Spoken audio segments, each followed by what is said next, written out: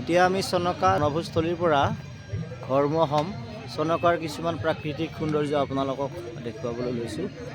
বালিচৰত আচলতে আমি নাম কীৰ্তনত বেছি গান চানত মছগুল হৈ থাকিলেতো বালিচৰত আপোনালোকৰ ফটো বেছি দেখুৱাব নোৱাৰিলোঁ। প্ৰাকৃতিক মনোৰম দৃশ্য।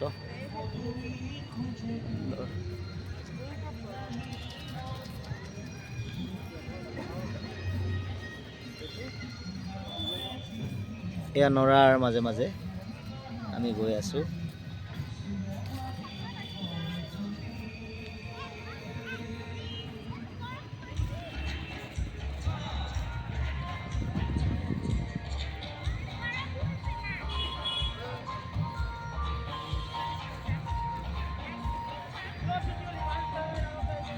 আমাৰ বাদ্যযন্ত্ৰবোৰ পিকনিক খাব আহিছিলোঁ। আমি বাদ্যযন্ত্ৰ বেলেগ অনা নাছিলোঁ, মানে চাউণ্ড ছিষ্টেম অনা নাই।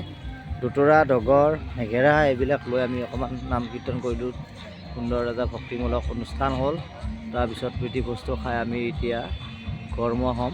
আমাৰ এইখন গাড়ীখন কিশোৰদাৰ গাড়ী, কিশোৰদা এয়া কাকতিদা, এয়া কিশোৰদা আৰু আমাৰ লগত আহিছে বয়োজ্যেষ্ঠ এয়া বৈশ্যদা, এয়া ঘাটোৱালদা, আমি এয়া কলিতাদা।